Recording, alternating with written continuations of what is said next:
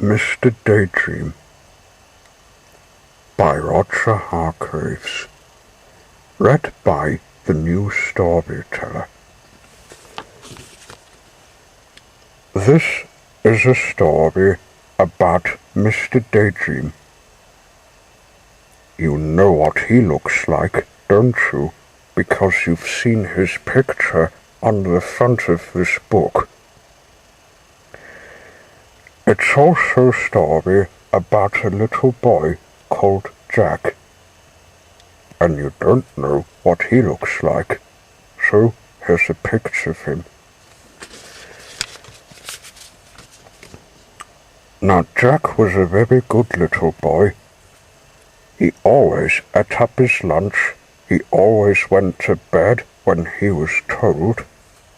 He always said please and thank you.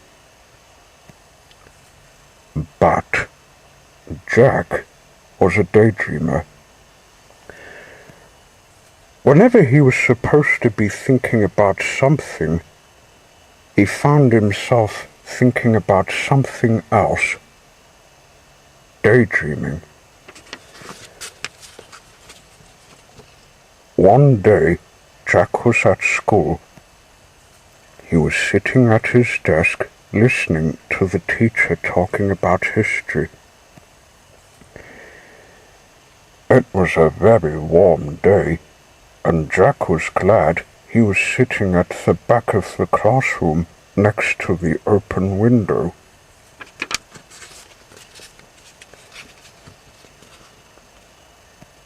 Suddenly, out of the corner of his eye, Jack saw something outside the window on the grass in front of the school.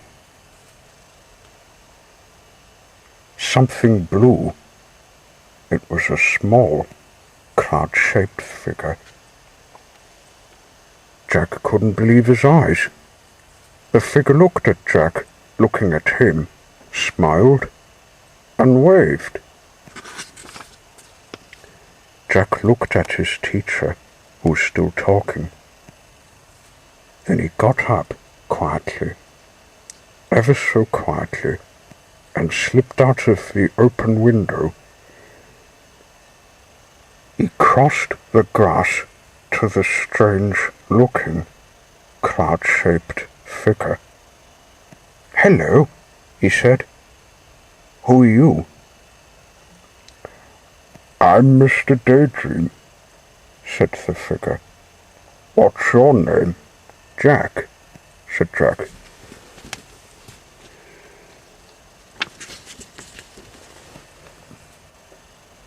"I'm going off on an adventure," said Mr. Daydream to Jack. "Would you like to come with me?" "Oh, yes, please," replied Jack. "Very well, then," said Mr. Daydream, and putting 2 fingers in his mouth, he let out the loudest whistle Jack had ever heard in his whole life.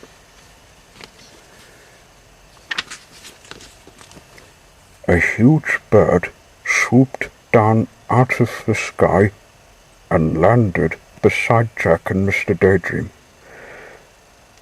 "Come on," said Mr. Daydream to Jack, and climbed onto the bird's back. Jack climbed on too. It was a really enormous bird, and there was plenty of room for both of them. "Hold on," said Mr. Daydream. Jack held on tight.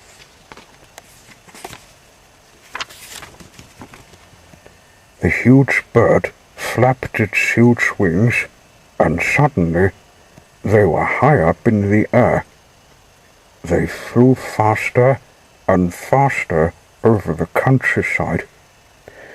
They flew over fields and farms and towns and hills and trees and valleys until they were far, far away from Jack's school. It was very exciting. Mr. Daydream turned to Jack. "How would you like to go to Africa?" he shouted. They were travelling so fast now, Jack just nodded his head and held on even tighter. And they flew across the sea. Suddenly, it seemed in no time at all, there below them was Africa. The bird landed in a jungle clearing, and Jack and Mr. DayDream climbed off the bird's back. It was very hot. "Come on," said Mr. DayDream to Jack. "Let's go and explore." So off they set, pushing their way through the grass.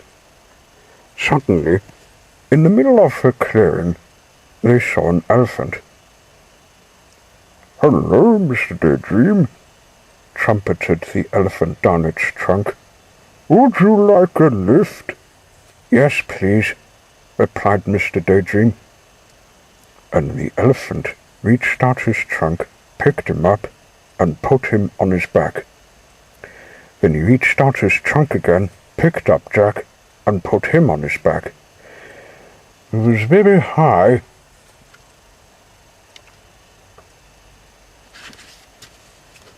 The elephant carried them through the jungle until they came to a river. Then he set them down on the ground, said "Goodbye," and went off back into the jungle.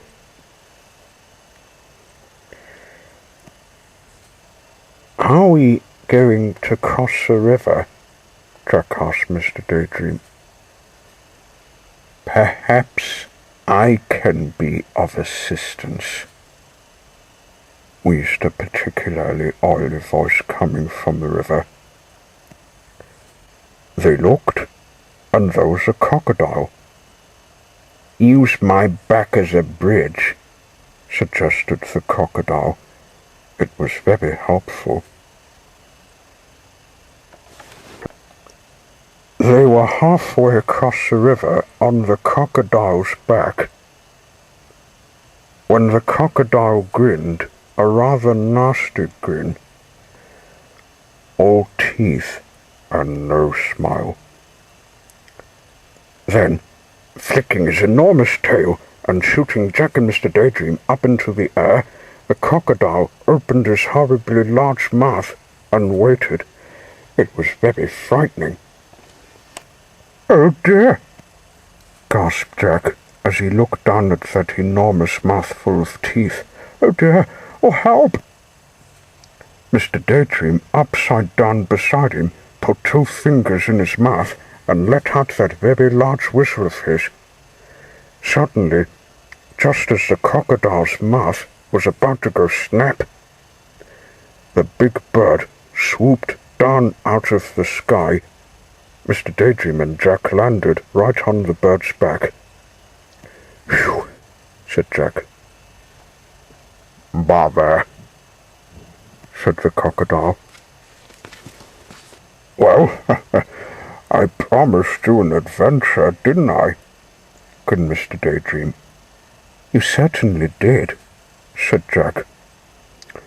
"And now," said Mr. DayDream, "I think we will go to Australia." And they did. And Jack learned how to throw a boomerang so that it always came back to him.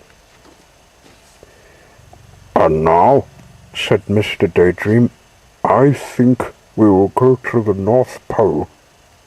And they did. And Mr. DayDream fell right up to his middle in a snowdrift. "And now," said Mr. DayDream, "I think we will go to the Wild West." And they did. And Mr. DayDream found a huge 10-gallon cowboy hat. The trouble was, when he put it on, he couldn't see out. "Look!" he called from underneath the hat. "Look! Jack!" Suddenly, Jack realized that it wasn't Mr. DayDream saying his name. It was his teacher.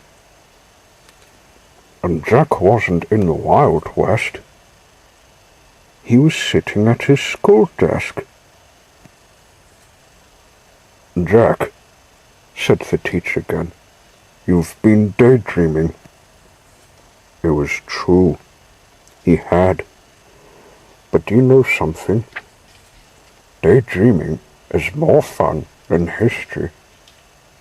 The end.